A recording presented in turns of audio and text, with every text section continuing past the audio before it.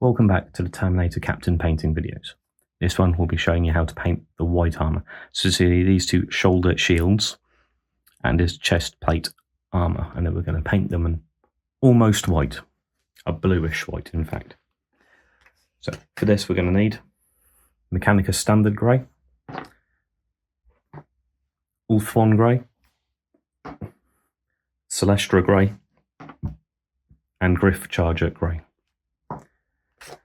Don't worry if you don't have Griff Charger Grey, I will explain how to use it or make your own version of it. So, Mechanica Standard Grey, get a good consistency, just check for flow and even coverage, all good. And with this one, I'm only going to paint the outside edges of the shields, and then I can just ignore them for the rest of the video.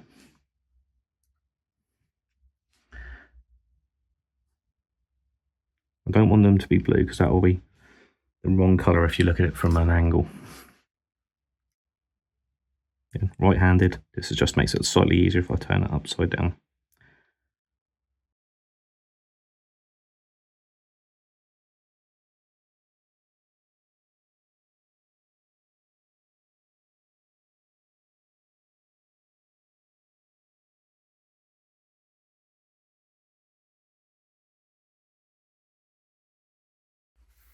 Next up, we're going to use Celestra Grey. A little bit too much water on my brush, but not in the paint. So, much better. This time I'm going to coat the fronts of the shields and all of the wings on his chest plate. This will take several coats and I'm doing this nice and thin. I don't want this to be blotchy because there's something we'll be doing later on a separate tutorial. Try and get as smooth a finish as you can. So really thin that paint and get a couple, well, 2 or 3 layers at least on. And that layer is so thin it's struggling to adhere, but it is adhering. They have to be a little bit thicker on the chest piece because we're not going to be doing any water slide transfers here. It will certainly need a couple of coats. Being super careful not to get any of that blue or gold.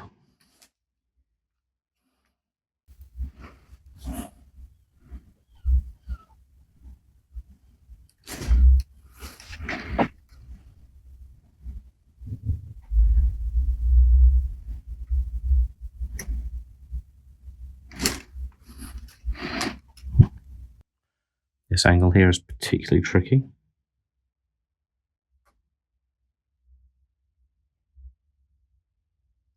There we go. Okay. Now you can clearly see that blue coming through. So when the video cuts back in, there'll be 2 to 3 more coats on there and it'll be a nice, smooth, complete finish. Well, 2 to 3 coats later, thoroughly dried, and there's a very opaque layer of Celestra Grey. We're going to want to shade this next, and for that we're going to use Griff Charger Grey and a bit of Lamian Medium. And you're going to want to mix that 50-50. Good flow, yeah. I'm going to coat all of his chest symbol. Don't going to need much. We mostly want it in the recesses anyway. And bead along the top.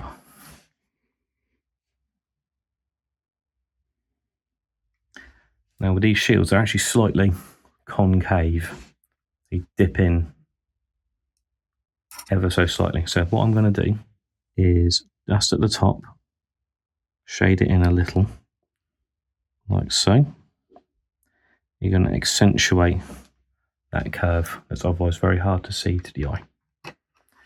Now, the key part here is when we let it dry, or use a hairdryer, lay it flat like so, and the shade won't drip down if you're to put it upright. So I'll let it dry in that position. You may think that's a little bit stark there. There's too much of a tide mark. What we can do is a technique called feathering. So we're going to start about halfway into that Griff Charger Grey with Celestial Grey, and we're just going to do some downward lines, and this will blend it in. When the paint dries,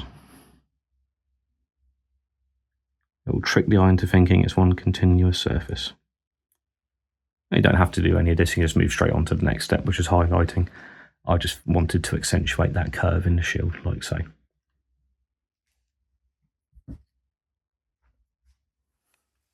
Okay, and the first highlight. For this, we're going to use Ultron Grey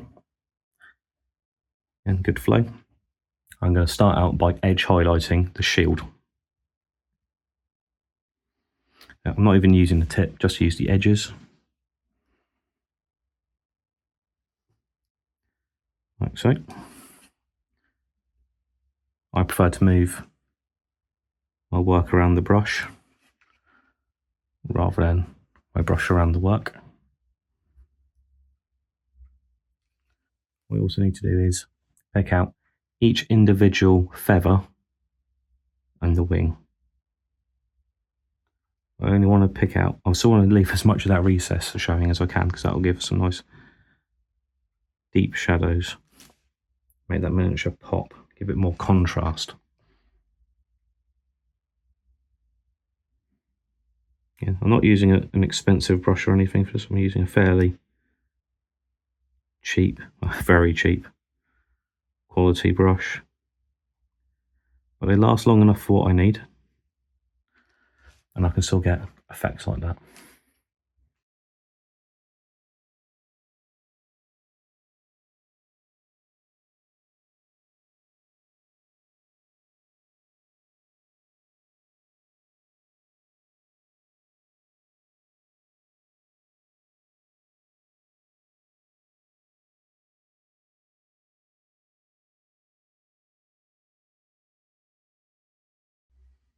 Well, I like a challenge. And that's his chest piece. I'm going to go stop there on the chest piece. Again, if we're going to competition level, we could throw another white on top of that. Shoulder shields, try saying that a few times. Again, we're trying to accentuate the curvature in them.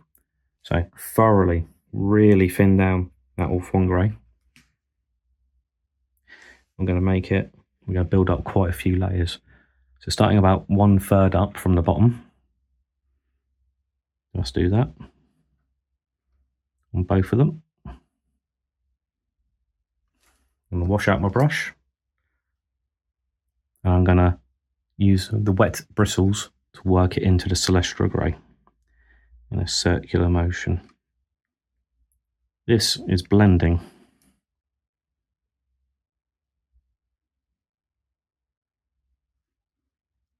We keep repeating that process until we get a nice smooth transition. You see a bit of a time lapse going on here. If you don't have Griff Charger Grey, and to be fair, I specifically use it just for shading white armour now. So if you don't want to pick it up, you can just use Ultron Grey and a little bit of ultramarine blue with probably 1:4 ratio of Lamy and medium, and that'll make near enough the same shade. It'll be slightly different, but it'll give you the same effect. That took 3 layers to hit opacity for Ultron Grey, but it has allowed me to blend in by thinning that paint, then pushing it around. Nice, smooth, gradual transition. If you had an airbrush, that would take seconds to do. But hopefully that has accentuated that curvature in the miniature. So you just learned 2 new painting techniques on this one, just for painting some white shields.